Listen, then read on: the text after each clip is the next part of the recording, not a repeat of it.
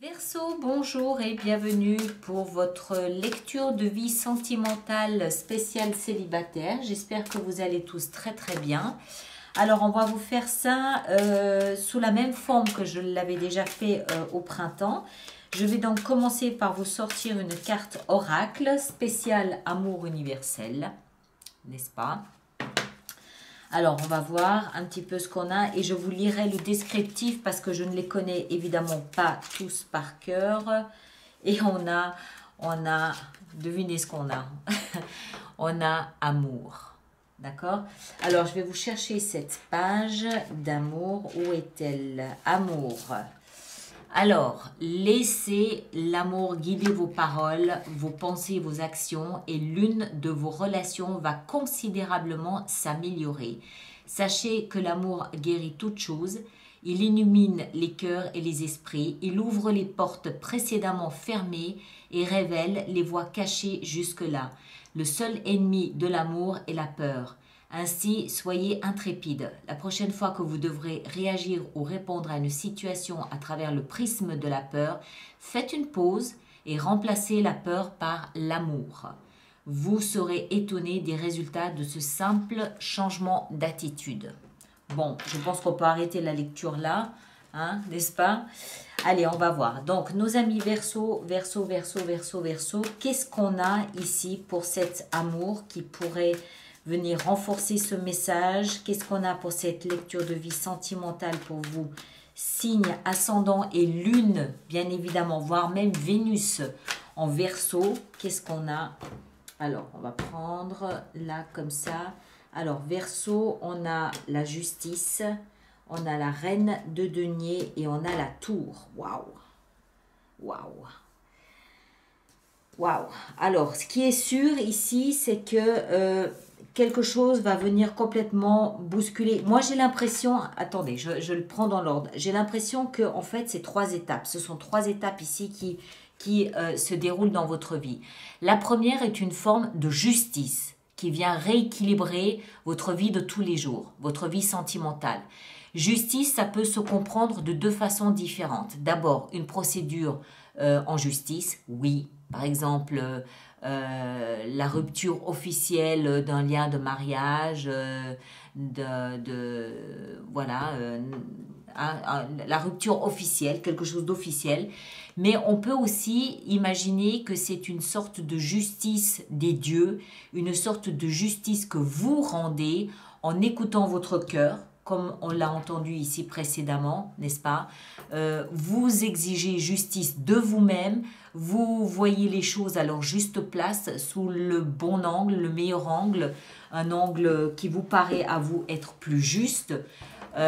Vous rééquilibrez vos plateaux de votre balance à vous.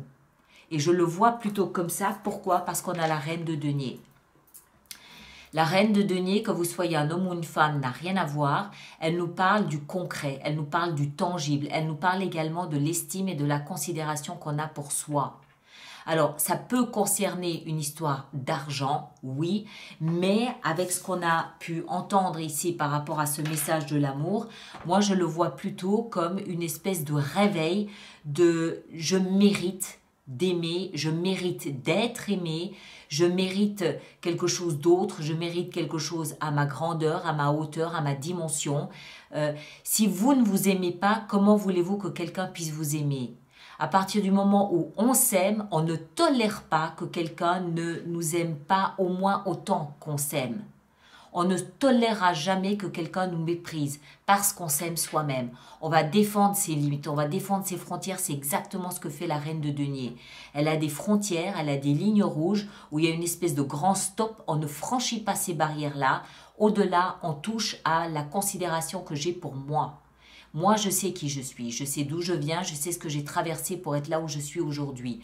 Je ne supporterai pas, je ne tolérerai pas que quelqu'un me manque de considération par rapport à ce que j'estime avoir comme valeur, par rapport à ce que j'estime m'apporter à moi-même comme respect. Je ne supporterai pas qu'on me témoigne moins de respect que ce que moi je m'offre.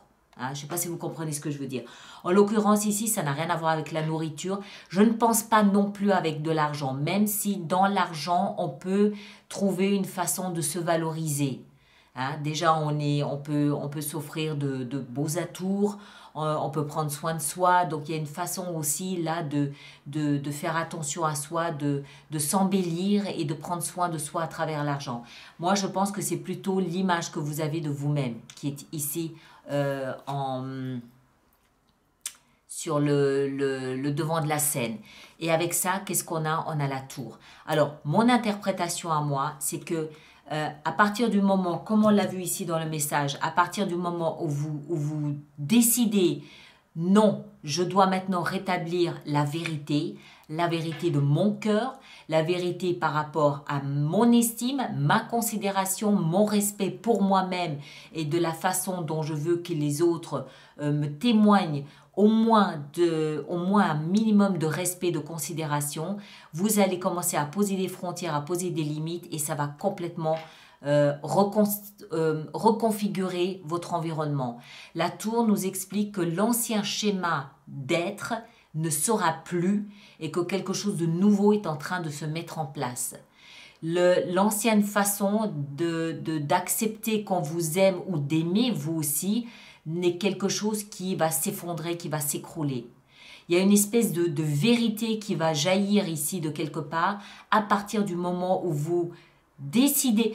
En fait, ce qu'il faut comprendre, c'est que ça doit venir de vous. C'était exactement le message qu'on avait ici. Ça doit venir de vous. C'est vous qui devez dire stop. Moi, je m'aime, je veux m'aimer, je veux qu'on m'aime. Et je veux pouvoir aimer. La source, la racine, elle est là. À partir de là, bien sûr, on ne peut pas demander à la planète entière de nous aimer, bien sûr, mais au moins de ne pas manifester de mésamour, de désamour, pardon. Au moins ne pas manifester de mépris, ne pas manifester de rejet, de choses comme ça.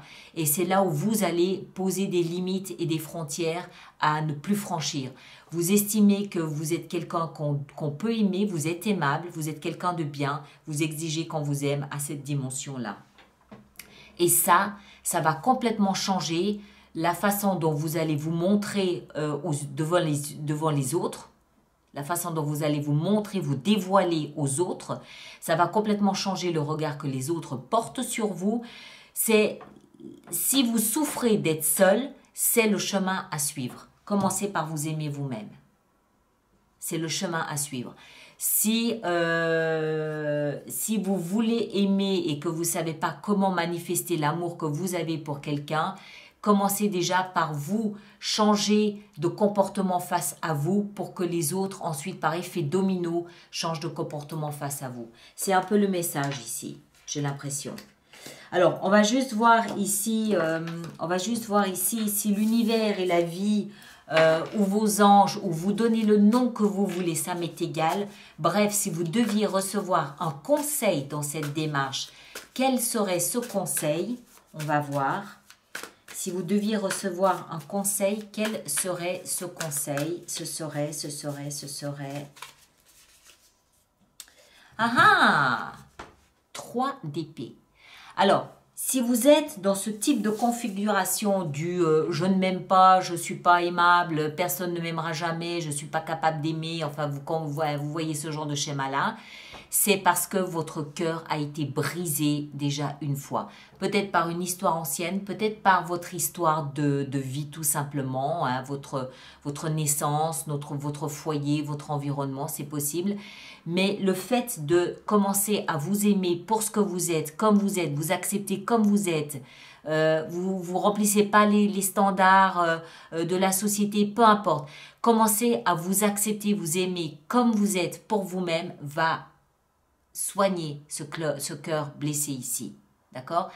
Quelqu'un vous a fait du mal, eh ben tant pis pour lui. C'est qu'il n'avait pas conscience de la valeur que vous aviez. Il n'avait pas conscience, ou elle n'avait pas conscience de l'amour que vous portez. Et l'amour que vous portez va soigner ce cœur ici. D'accord? Donc, laissez ce schéma de guérison se mettre en place. Et le seul remède, c'est pas les boîtes de chocolat, non. C'est pas non plus les gâteaux et les muffins, non. Ça, c'est pas du tout le remède. Le remède, c'est l'amour pour soi-même. D'accord? Et quand on s'aime, on se gaffe pas de chocolat parce que ça va pas. D'accord? Voilà, allez, je m'arrête ici. Merci de me laisser vos commentaires et puis on se retrouve très bientôt, c'est-à-dire autour du 25 octobre pour les lectures du mois de novembre. Je sais que je dois commencer à préparer également les projections sur 2021. Je vais également faire une lecture de vie sentimentale habituelle, traditionnelle pour cette fin d'année. Donc, il y a beaucoup de choses à faire ici. D'accord? À bientôt, merci beaucoup et passez une très belle semaine.